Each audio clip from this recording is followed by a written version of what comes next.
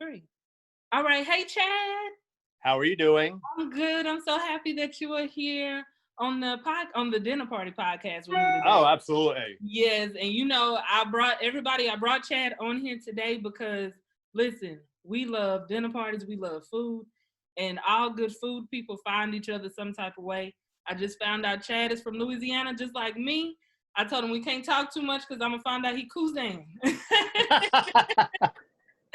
But Chad, I'm so glad that you are here with me, and Thank you. you just an extended part of the family now. So Well, we're from Louisiana. I I mean, know, I if know. you can't have a good time with somebody from Louisiana, then the problem is you. Always you. That's why. But Chad, so tell everybody who you are, what you a little synopsis of what you do and business wise and what you do for fun. Sure.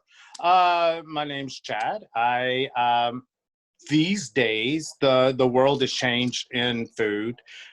Prior to COVID, I judged food around the world, from World Food Championships, which was my first gig that I judged, to Ireland and Scotland, where I'm working with them right now to help bring HRW, like Houston Restaurant Weeks, to that country to help with their homeless. They have a massive homeless issue that they're wanting to tackle, and they have a lot of businesses that are really trying to help. So I'm working with some contacts over there to help bring the same concept over there. I work with Food Network. I'm a contributor and a judge for them. I have about 10 years of food experience here in Houston Mm-hmm.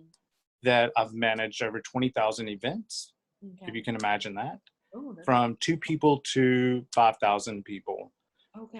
for a big company here. What else can I tell you? Wow, there's so much. About to find out everything about Chad today.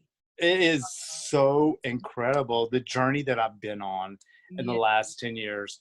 And in fact, the last 18 months has been even more so than the last 10 years. When I started 10 years ago, I had Mm.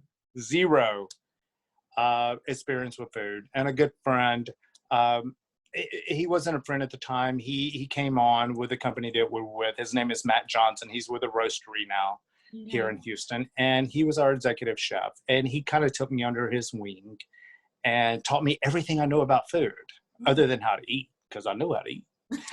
And I'm from Louisiana, but taught me how to dissect food and how to dissect a experience. Because when you eat out, the one thing that you are paying for is the experience. Mm-hmm. Because you could get the food to go. Oh, yep. What you're paying for is that experience. And that's why I think a lot of the restaurants today are missing the point. Mm-hmm.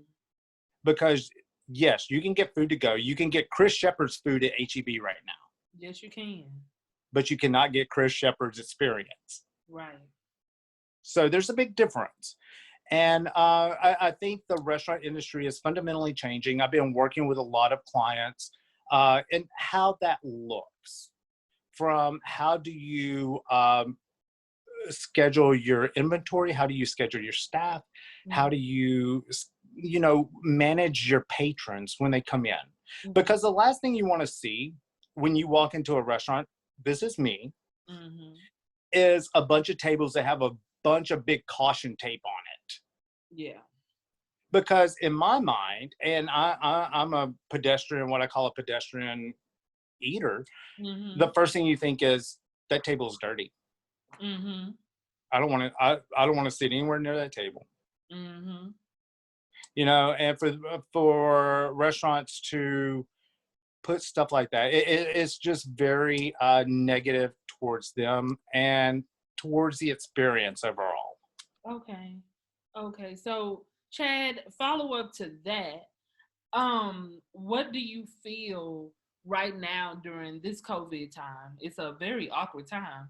Absolutely. Dining, it's an awkward time to being pretty much any type of business, but specifically food businesses have been impacted because that Yes. experience has taken a whole new level. We've seen places like Local Foods, they went into like a grocer setup for a while. I've seen some other things they were doing here recently, but that experience is kind of taken away from the consumer. So what are some ways that restaurants these days, or what do you think that restaurants these days should be doing to connect more with their potential consumer or audience, even because, you know, we have social media now. So what can they do? Right. Well, and you know, one of the things that I've seen, I dined out for the first time for Houston Restaurant Weeks this past week on August the 1st. One of the things that I noticed from the very first dining out evening was restaurants are at 50% capacity right now. Your game should be 200% right now, not 50%. If you are giving people half service, they're not going to come back. And a lot of restaurants, in my opinion, and I work with a lot of restaurants and bars here in Houston, I think they've given up. I think they have become so defeated over the last couple of months that they don't know what to do anymore. And I get it. And I see bars that now want to be restaurants. And I have a good friend in Galveston that he's in that exact same situation. And I told him, I'm like, do you realize what your margins are? He's like, oh, no, we're going to make a lot of money off of that. I'm like, you realize the margins are like 10%, right? And he's like, oh, no, Chad, they're like 40%. I'm like, okay. I'm like,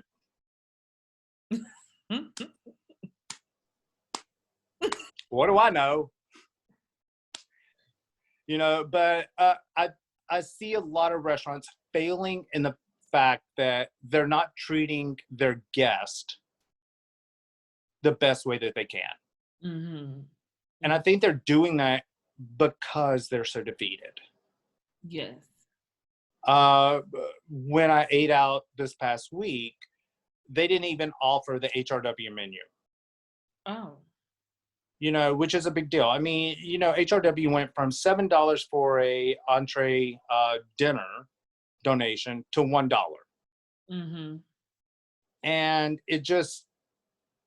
it's a mentality of, it's all about me now. You know, I run a Chat Choice, which we highlight the best of the best in Houston.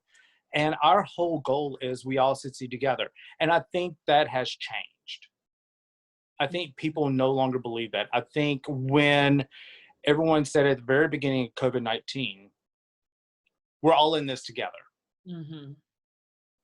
The rubber has now hit the road. It sure has. I've seen it. I've seen it a lot. The rubber has now hit the road. A lot. And people no longer, it's feast or famine now. You know, I have 3 friends that contacted me today that said they got eviction notices and they work in the restaurant industry. You know, and it breaks my heart.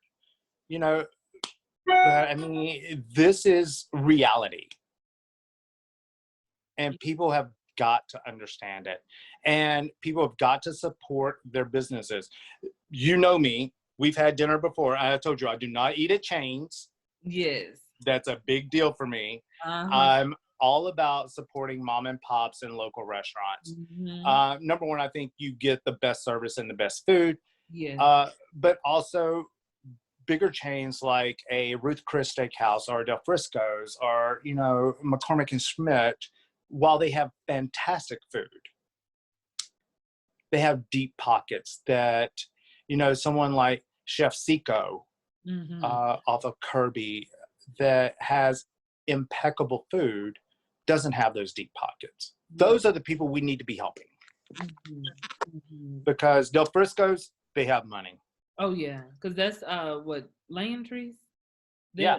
It's that whole group of restaurants that they have deep pockets. I mean, they're publicly funded, and we need to help Papa Gino's, and we need to help, Sorrento Ristorante and all these local restaurants that need support.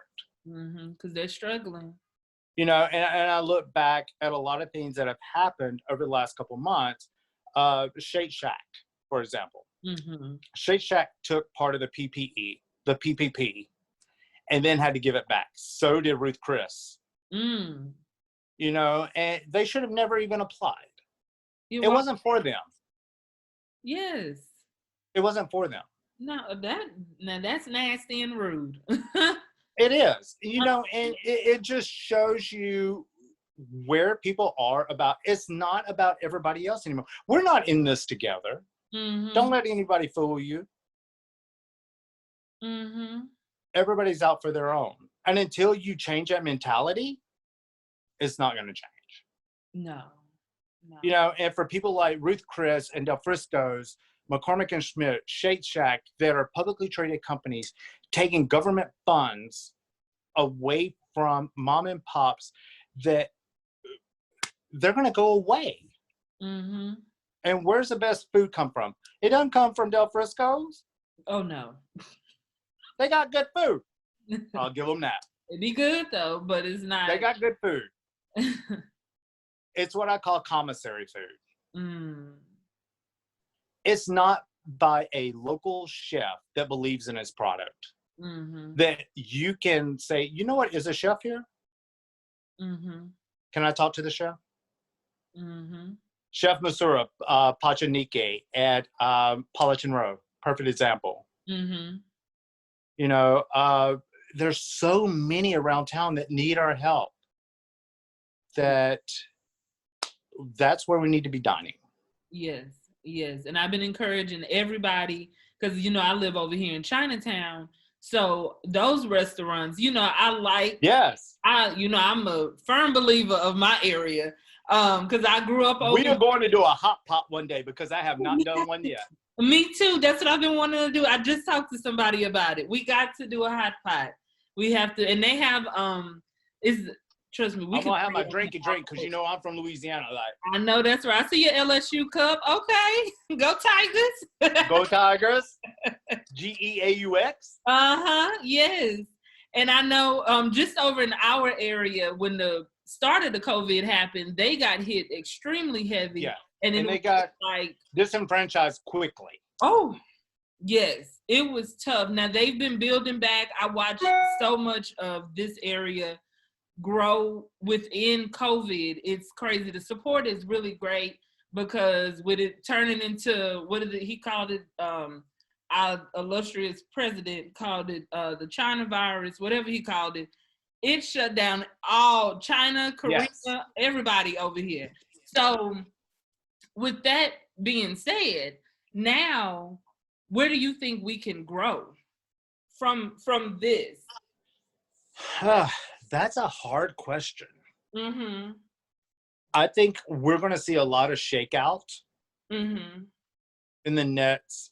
My mom, and I grew up in Baton Rouge. I was born in Winfield, Louisiana. I was born in Natchitoches, and then grew up in Winfield, then went to LSU, to Tulane. And I was talking to my mom today, because my family, my mom and my stepdad, we were in the 80s, the late 80s, when there was something around called the RTC, which was the Resolution Trust Corporation, which when the savings and loan scandal, all that hit, the RTC is the one that came in and liquidated everything. Okay. And I told her today, I said, I see RTC coming back. I have 3 friends, get eviction notices today. I see every single day, I see more and more restaurants closing. I see more and more struggle. It's going to get worse, a lot worse, in my opinion. Yeah, I do feel that way too. And I work with restaurants across the country, and I see it not just in Houston. I see it completely across the country. I work with Italy out of New York. Las Vegas has not reopened. Our store in Las Vegas has not reopened yet. One of our flagship stores. Mm. It's devastating not only to the business, but to those employees. And that's what people don't understand. Everyone wants to think it's the business. Mm. Who makes that business? The employees. You have a bunch of $10 an hour employees over here that are trying to make it. Mm-hmm. And everyone's trying to blame the business and the big business. You know what? Those are the people that need it. Mm-hmm. You know, I have a big problem. Like I told you, I work with bars and restaurants, and I have a big problem with bars being closed, quite honestly. Mm-hmm. And the reason I have that problem is because people can go to a restaurant and get a drink, but not a bar. That's weird. That's weird. So you can go to a restaurant, and let me tell you why. And this is what I told one of the bar owners in Galveston. Mm-hmm. I said, let me tell you why. It's because it's more socially acceptable for people to go to a restaurant and get a drink than it is to go to a bar and get a drink. But there's so many people that rely on those jobs. There is. And people don't, the tax revenue based on alcohol sales, and believe me, you know I like my drinky drink. I'm like Miss Chef Pat in Lake Charles. She'd be the first one to tell you about a drinky drink. The revenue on alcohol sales is extraordinary. Mm-hmm. Mm-hmm. And that's not being made up. Mm-hmm. That's on paper. So what's next? If you don't want to go drink, don't go drink. But you can't stop everybody else from doing what they want to do. Right. You know, I work with a company called Vacaya that we're going to Mexico in 2 months. And there was a big scandal, not even a scandal, a big discussion with this one guy that it was like, I can't believe y'all are doing this, blah, blah, blah. And I'm like, let me tell you something. I got a solution for you. Just don't go. Another friend of mine is a political consultant here. She's like, Chad, I went to Memphis over on navigation and it was packed. I'm like, okay, so how'd that make you feel? Well, I felt uncomfortable. So what'd you do? Well, I left. I'm like, okay. So you can't put your expectations on other people. Exactly. You know, and like I told the guy from Vacaya, I'm like, I have a feeling that you went to Kroger or Publix or wherever you shopped, and you probably got more exposed than you would come in here. You know, it's the same thing with restaurants. They are, every restaurant that I have seen, every restaurant that I've worked with has gone over and above absolutely every sanitation thing that they can. Yes. More so than what you get at Kroger, I can tell you that. Oh, yeah. Or Walmart. Or Walmart, or Walgreens, or Target, and nobody minds going there.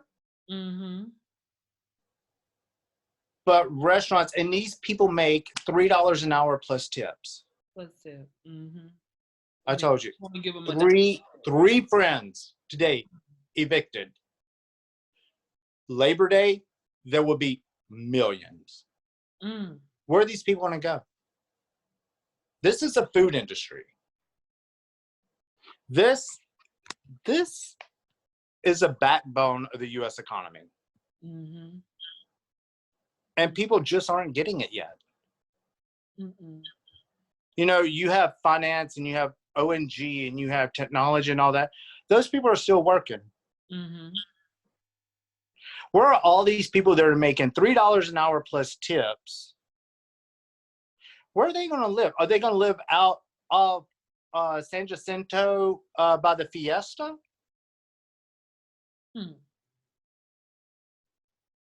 Yeah. This industry has to change. it can no longer be a moral issue, which is what it's turned into be, because you can go to a restaurant and get a drink, and now you can even get a drink to go, which is illegal under TABC. But Governor Abbott, who has all these decrees now that are not even legislatively approved, Okay. has started saying, oh, we can do this and we can do that. Mm-hmm. But you can't open a bar. What, if you don't want to go to a bar, what? Don't go. Don't go. Right? Mm-hmm. If you're scared to go to Walmart, what would you do? Don't go. Don't go. I wouldn't go. So why should people shame an industry and destroy an industry, restaurants and bars, just because that's convenient? Right. And I watched the media do it extremely bad. Yes. It's been really, really heart-wrenching to see how the media, because with me being a PR person, I've watched that so bad. And it's like some of these restaurants have not been able to come back from just footage, literally. None will. There's a bunch that will never come back. And it's sad. It's sad. And the best food is what we're missing. God. And you got to realize these people are coming with not only passion and love and coming in with their food that way, but these are skilled, highly skilled artists that are just losing it. And their life savings. Yes. Their life savings. Their families are destroyed. Absolutely destroyed. So when those restaurant owners now have to lay off their employees, they have to default on their lease, they no longer can pay their car note, their credit cards, and their housing. What do you think the Cascade event's going to be? It's going to be crazy. It's going to be a hot mess. It's going to be a hot mess. Oh, man. And people are not thinking 6 months down the road, this is going to be a complete disaster. Yes. Just because all of a sudden we said, yeah, we have to close the bars down. We have to close the restaurants down. Well, you're not closing Walmart down. You're not closing Target down, Kroger down, any H-E-B. No, they're not closed, but more people stand in more close proximity in those locations than they do in a restaurant. Oh, I was in line in a Walmart one day. I had to leave. I said, oh, no, y'all not going to stop these people from coming in? Yeah. Well, and that's what kills me is they're like, it's a restaurant's fault. It's a bar's fault. No, it's not. It wasn't their fault before this. Well, and you know what? Think about this. So restaurants and bars have been closed for weeks, and the numbers continue to spike. Exactly. And some restaurants are not letting people in at all. Well, most restaurants are letting people, they don't still doing to go. And the numbers are still going up. And numbers are still going up. That is shocking. So that means that you can't stop this virus. No. It's personal responsibility. Yes. At the end of the day. Yes. And like you kind of alluded to, the media has exasperated. Because think about this. You could say, you know what? 100 people were infected. And 5 people died. Can you believe 5 people died? Now, what they don't say is 95 people didn't die. Yeah. Exactly. 95 people didn't die. And when you look at the mortality rate of COVID-19, it's 0.0001%.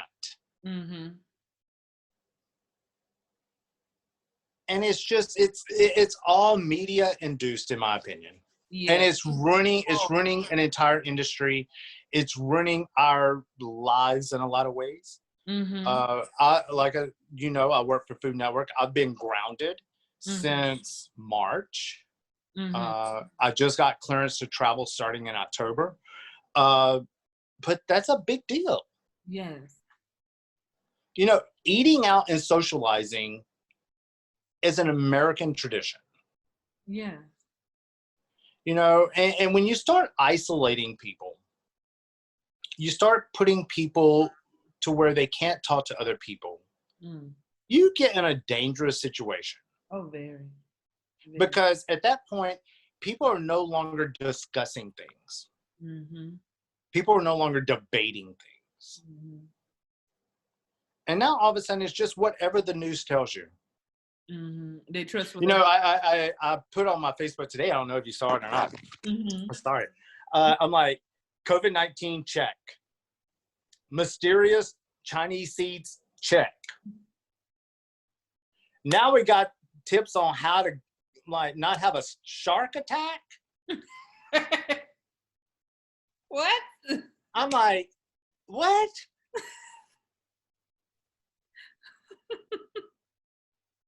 It's like, can I just go get a pizza from somewhere? Okay. Can I go to District 7 and get a pizza? Oh, no, you can't do that. It's too dangerous. Oh, but you're going to tell me about these shark attacks over here and these Chinese seeds? Yes. And I even said, I'm like, I kind of feel gypped. I hadn't even got my Chinese seeds yet. Okay, you ain't got none in the mail yet? I ain't got none yet. Hey, won't nobody let us find out what kind of seeds it is? Exactly. It's It like, might be some healing fruit.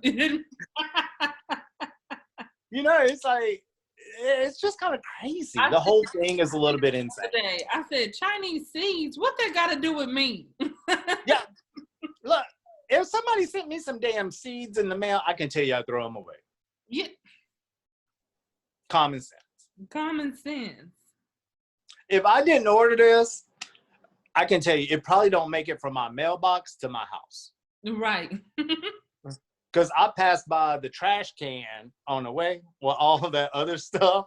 I just throw it all away. I'm like, It's not mine. yeah, I'm sure it's not hell gonna plant them. Okay. Well, whatever it is, it just keeps showing up at people's houses. But Well, Chad, but how many people do you know? How many people you know got them Chinese seeds?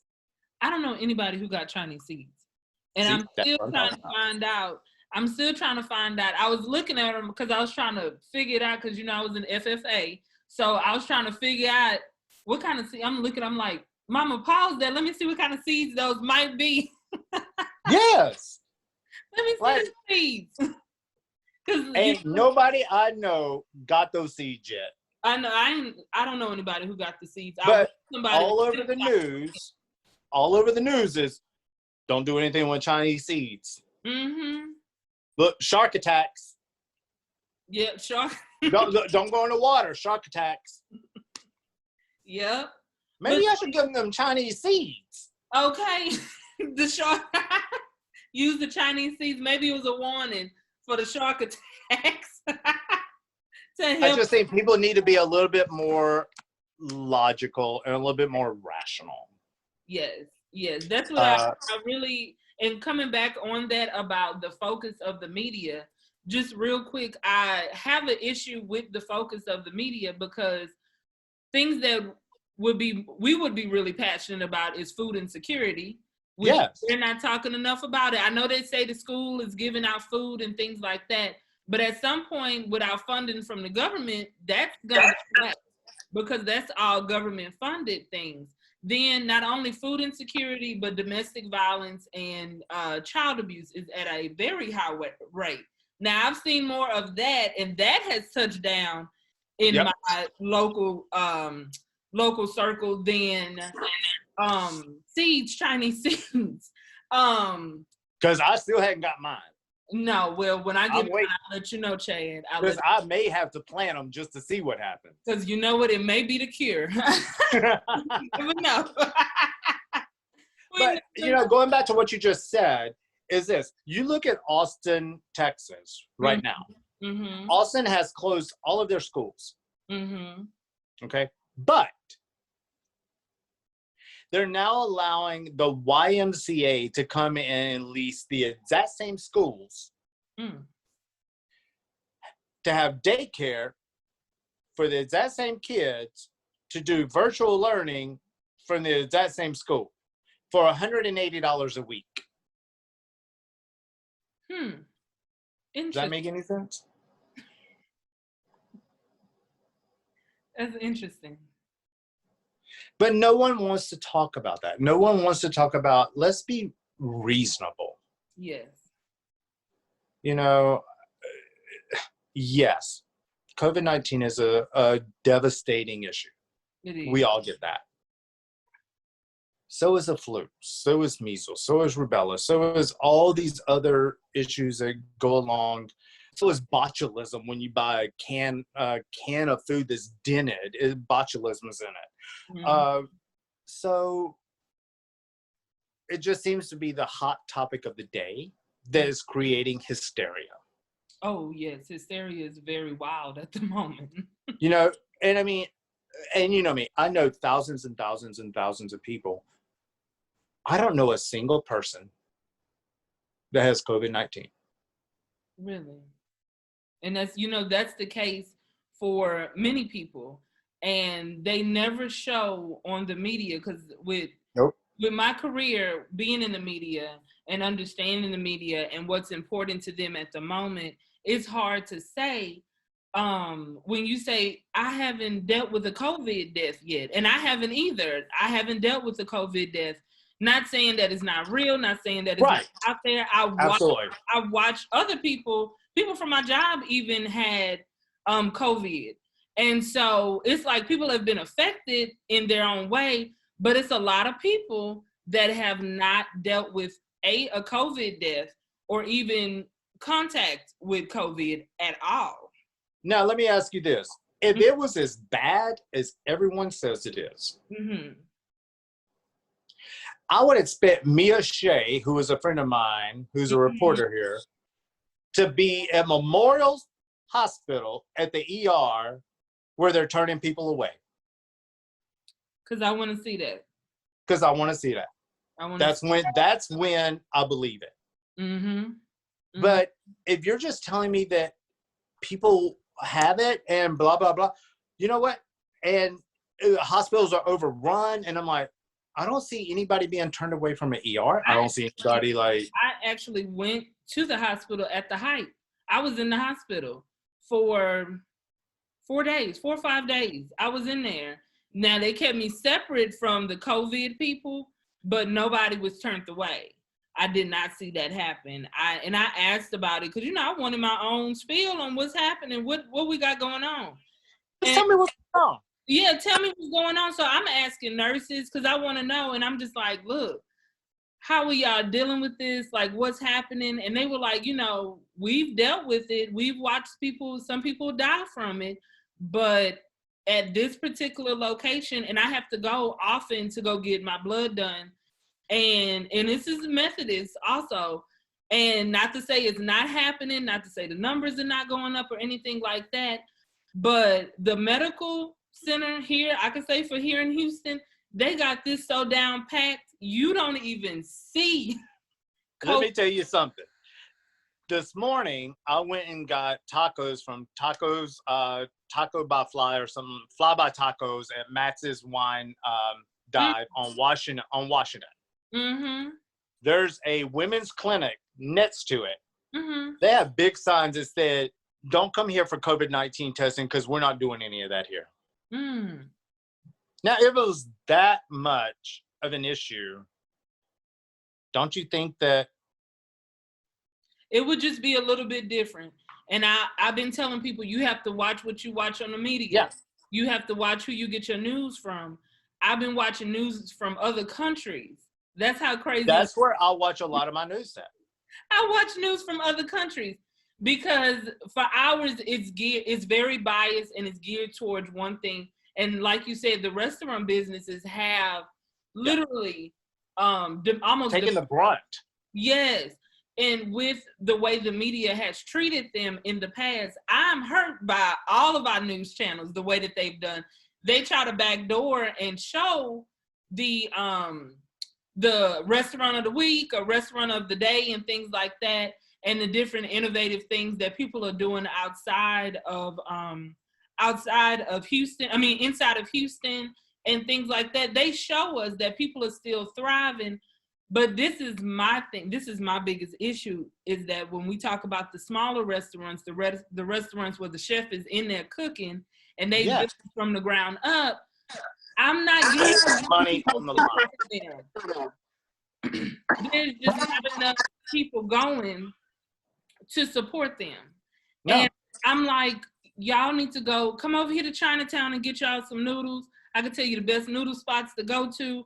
Go down to Montrose. Oh, look. Okay.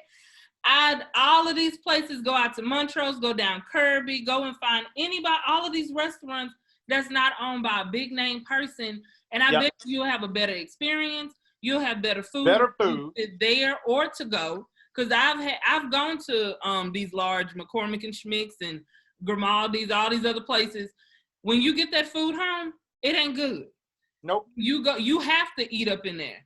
But for the smaller restaurants, it's a pho restaurant about 3 minutes down the road from me. Tried and true. They got all the stuff together where you can come in and eat. But let me tell you something. Best pho, I think, in the city of Houston, best unique pho in the city of Houston is called Tao Bay. I sure will. I sure will, because we got to go. But the other thing that I've noticed with restaurants, the big name restaurants, they're starting to charge like $5. Oh, yes. For to go. And I'm like, yes. Wait. Last week it was free. When the containers go now up, it's $5, and I know that container costs about 8 cents. Barely. I worked in that industry for 10 years. I know it costs 8 cents, and now you're going to charge $5? That's what they doing, and it make you not want to go in, because me wanting to go in is a choice. So why should I have? It's the experience. It's an experience that I want, but you want to charge me. And then when I get home, I'm missing items from my food. And the food is bad. And it's bad because I can't. It's lackluster food. I can't get char-grilled oysters home and it still tastes the best. No. That in there. That's something you eat on site. On site while it's bubbling. While it's bubbling. You want to see that cheese and that butter and that oyster. Okay, you can't take that home. What you going to do? Put it in a microwave? No. You can't put it in the microwave. That takes all of the flavor away. Yes. All of the flavor away. You can't do that. It ruins it because you lost the experience. Yes, yes. So when we lost the experience. These smaller places, it gives them a chance to show you. And like I said, taking to go from even the smaller places, I've had better food that way than I have from these major food vendors. And I'm like, hold on, something is not adding up. Yep. Y'all supposed to be. Let me tell you. And he is not paying me to say this. I can tell you right now. Seco's, the best spinach enchiladas I have ever had in my entire life. Mm. And you know that's a hard one to do, is a spinach enchilada. Woo! If you can tear spinach up, you're doing it then. Because spinach is so watery and it's so hard to manage. Yes. He is a true master. Mm. When I tell you, you need to get some of those to go, and they're only like $9.95 to go, and it comes with beans and rice. And like I said, he did not pay me to say that. Mm-hmm. That's what I believe in myself. That one of the best dishes in Houston right now. Mm. And say the name of the place again, Chad. Seco's. Secos. Okay, Seco. So y'all better and tell Chef Seco Chad told you to come on over. Tell him Chad told me to pull up. And you do. And I mean, I call and say, hey, this is Chad from Food Network. I need 2 orders. And he's like, I'll have it waiting for you. Okay. And you pull up and they bring it out to you and it's safe and secure. And so many of these smaller restaurants are doing that, Chad. And it's a world of a difference, because some people, it's a choice whether you want to go in or not. If you choose not to, it's a lot of restaurants that are still accommodating you because you don't want to. And it's okay. It's quite all right. And I love the fact that, like we said before, a lot of these restaurants are still giving out the best at the worst time. Yes. The worst time. And I love that. I love that. Feel about, and I think this is going to be a industry change coming up locally and nationwide and probably worldwide now, that you go in and you get a hold on, I'll show you one. Oh, my bad. Hold on, because I got one. Oh man. The QR code. Yes. How do you feel about both? Well, I thought I had one. I guess I don't. How do you feel about when you go in, you scan just a QR code and you get the whole menu? And I'm like, this is fantastic. Yes, because with that QR code, it came out, a while ago. But that QR code, you still holding on to your own phone where you get your own germs from yourself, and you can see. And you know what? I love that. They don't have to pay to print menus. That's a whole cost gone away right there. Menus are expensive.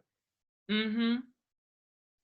And it's a lot of touch. And how many people don't have? And I had this conversation with somebody the other day. I'm like, well, what if you don't have a phone? I'm like, who don't have a phone? Oh, they lying. If you don't have a phone, share your friends. Yeah, whoever at the table with you. If you can eat there, you got a phone. You got a phone. Mm-hmm.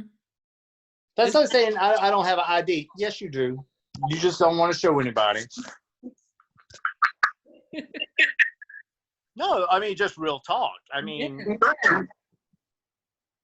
yeah. So I love the QR code trend that all of this has transpired into. That's fantastic. Mm-hmm. One of the things that I've also seen is I've seen a lot of restaurants that have morphed into doing things that they didn't do before because they were scared, but now they have to do to survive. And I've seen restaurants, and this is how I kind of categorize people these days. And I may have told you this when we had dinner. Mm-hmm. I see people in restaurants that are being lazy, and I see people in restaurants that are being innovative. Mm-hmm. People that are being innovative are really thriving. I met with a client today that they're doing more business than they've ever done before. Mm-hmm. They're selling, $10,000 a day at a mom and pop. And then I see people that are moaning and groaning, and it's what I call waiting for their Wendy Williams check. Mm-hmm. Because they think that people are just going to continually give them a check. Mm-hmm. Because it's become comfortable. Mm-hmm. And a lot of it's wait staff, a lot of it is service staff, and I know. And one of the things, the client that I met with today, that when everything started with COVID, I told him, I said, your biggest challenge is going to be getting people to come back to work. He's like, no, Chad, I don't think that's going to be an issue. I'm like, watch. All of a sudden, Chad, we can't get people to come back to work. They were so inventive, and it was amazing. I didn't even advise on this. They told me about this a couple weeks ago. And they're like, Chad, we changed our compensation structure. I'm like, really? Because they used to be $3 an hour, $3.50 an hour plus tip. We don't do that anymore. You know how much their entire staff makes now? Tell me. Take a guess. Ooh. Per hour? Per hour. I would say if they upped it from 3, I'd put 10 on there, 10 plus. No. Oh. Their entire staff is making $16.50 an hour. Oh no, I need to quit my job and go over there. You know what I told them? when Chris told me that, I'm like, you are revolutionizing the restaurant business. Yes. I said, let me tell you why. Those people cannot go anywhere else and make $16.50 an hour because psychologically, they're guaranteed that. Mm-hmm. Versus $3.15, whatever it is, plus tips, and they still get tips. It goes into a pool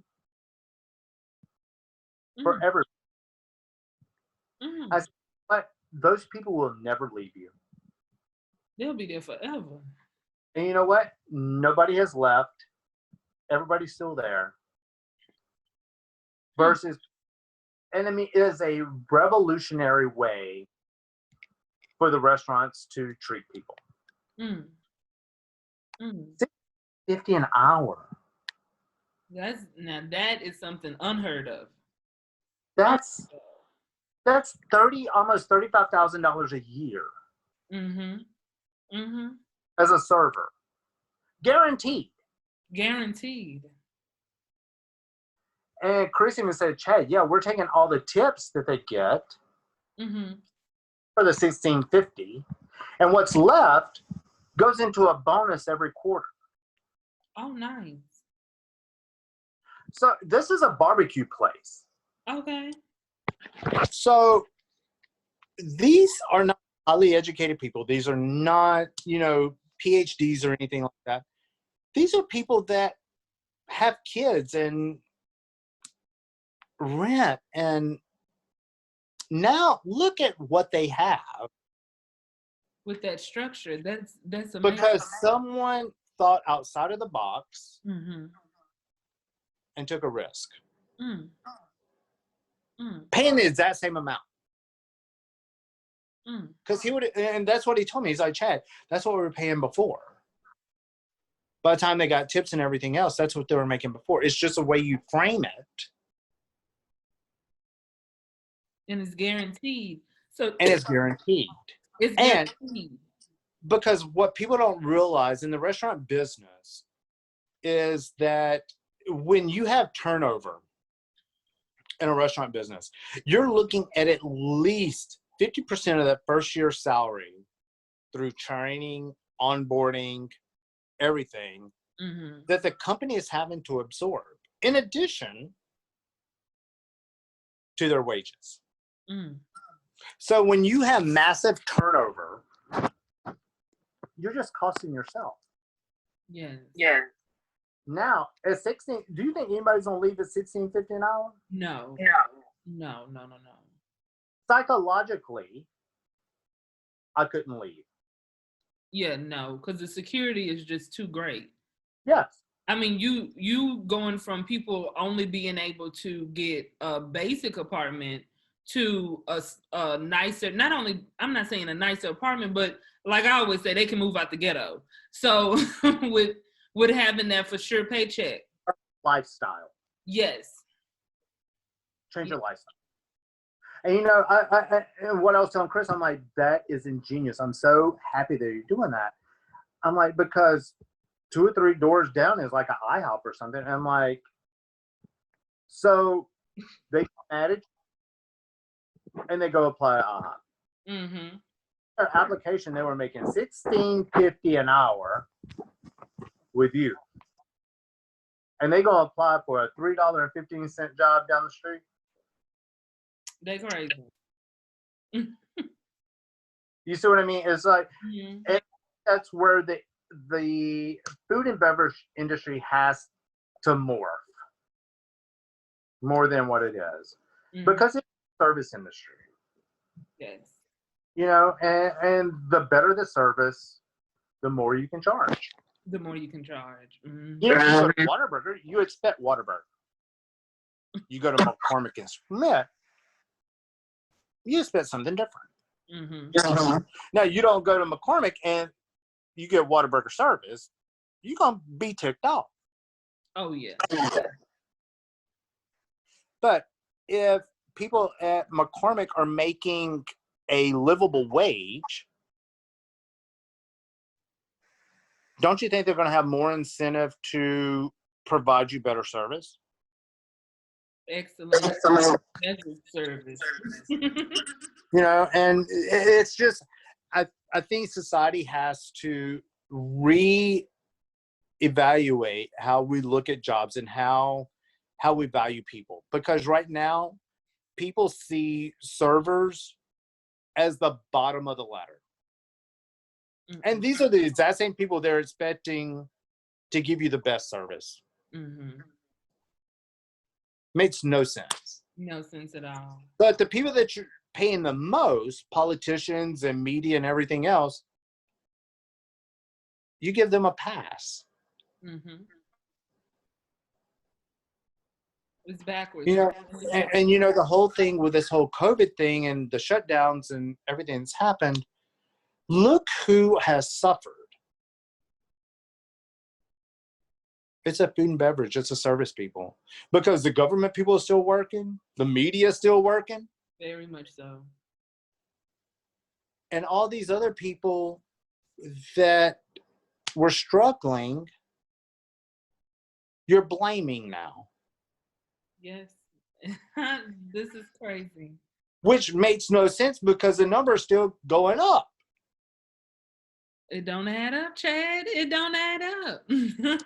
And I'm not trying to be incendiary or anything like that. I'm just trying to be as rational behind it as I can be, seeing customers from across the country.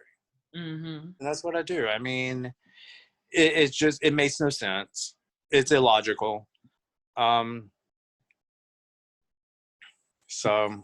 But these are the cards we're dealt right now. Yes, this is exactly what we're dealt. So, there are still good places to eat though. Oh yeah. Oh, Chad, we're gonna have to talk. Yes. We gotta go and get. I'll do. I want some of that pho. Oh, baby, you just tell me when, where, and how, and we will be. Yes, ma'am. We will be there. My favorite place.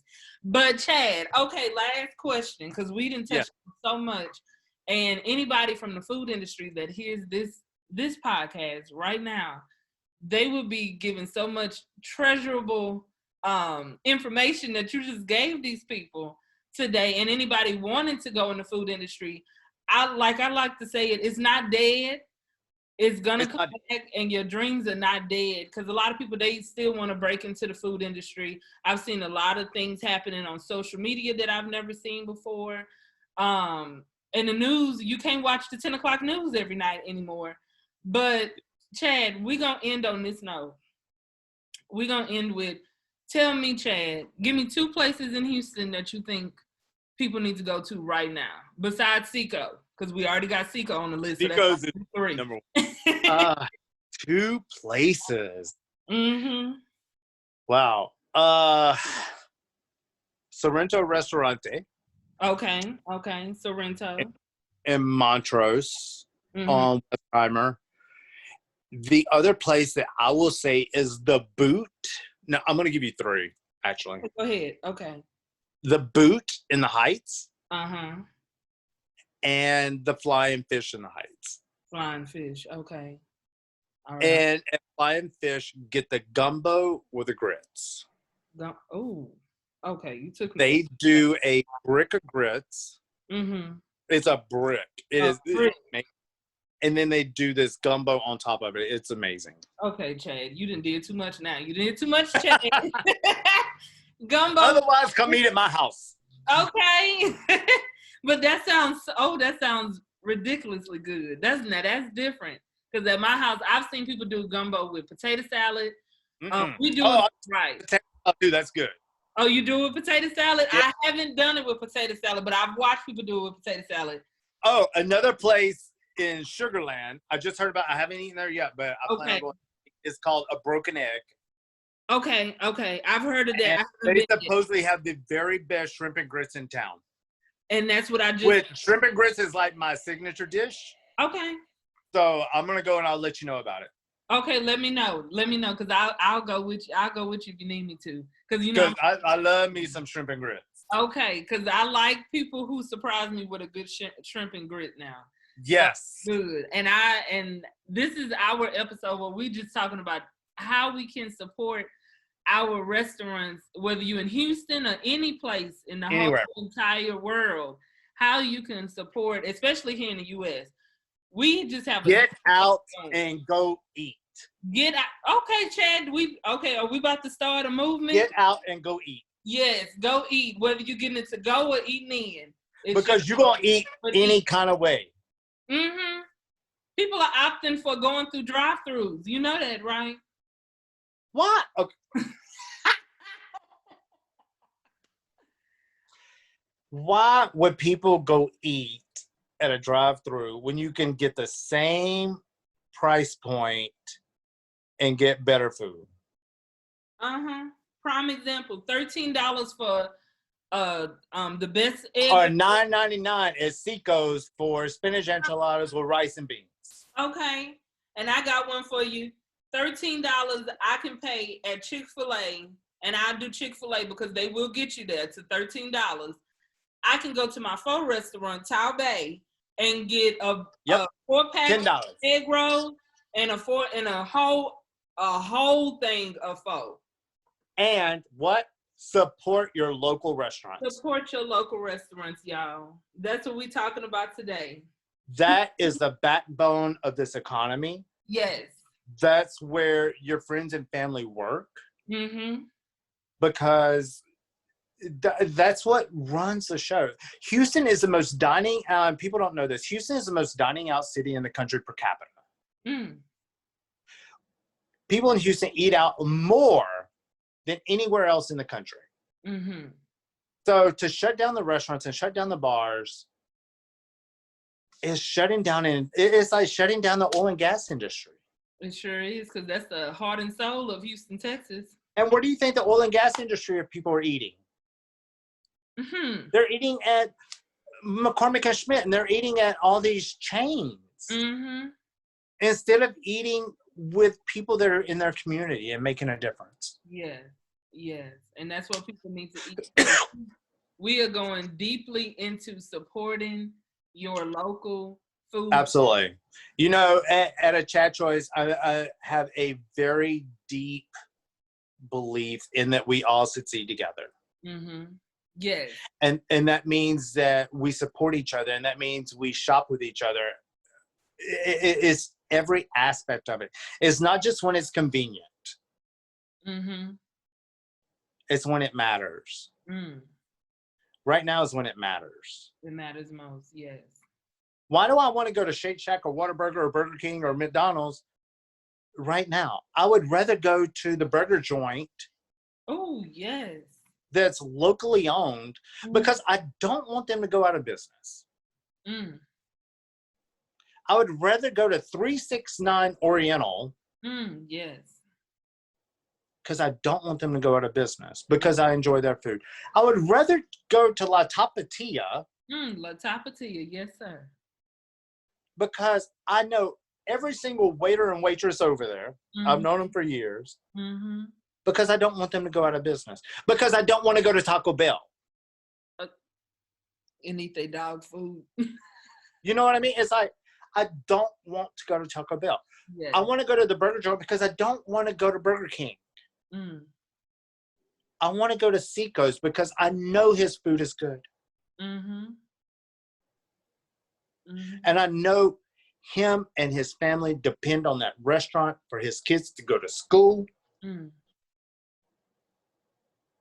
And that's why we all succeed together. That's how we all succeed together. Yes. Yes. Because otherwise, you know what you're going to be left with? Walmart, Target, Kroger, Publix, McDonald's, Burger King, and Taco Bell. Mm-hmm. Dog food. Dog food. So if you are not willing to support your local restaurateurs, mm-hmm. that's what you're going to end up with. Mm-hmm. Drive-through. And you know what? It's dog food. Dog food. Because you know those large chain restaurants, they tell you that it's 100% beef. Because it's not. And it's not. It ain't nothing but dog food. Dog food. Most of it's horse. Oh my gosh. Yes. Yes.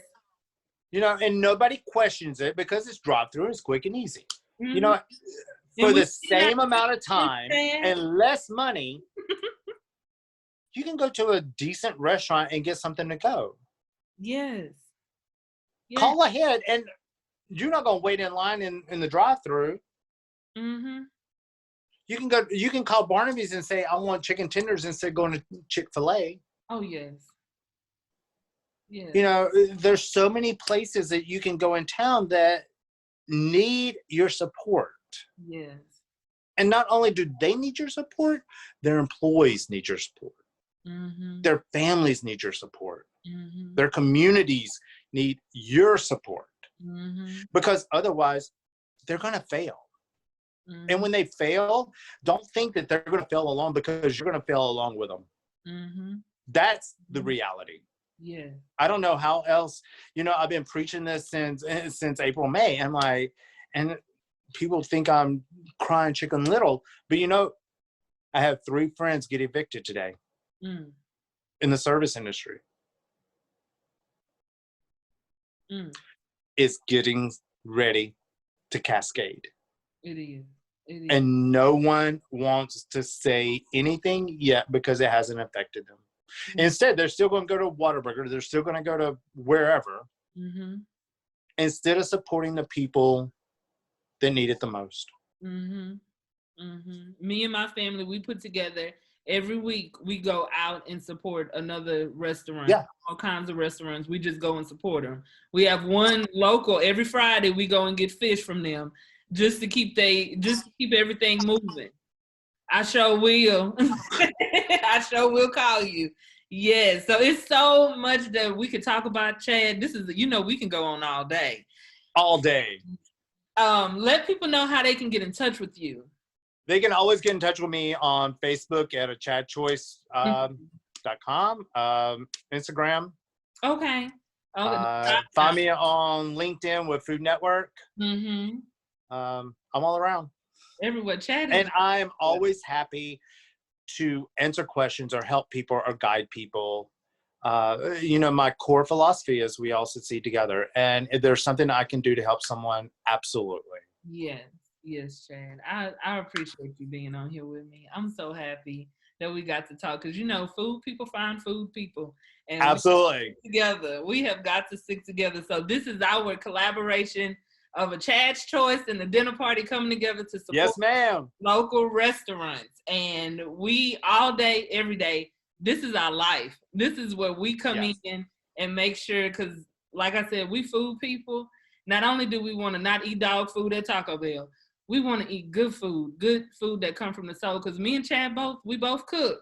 So when we cook, it comes from the depths of our soul. And we give it to the people that we love. And so we encourage everybody to go and support these local restaurants.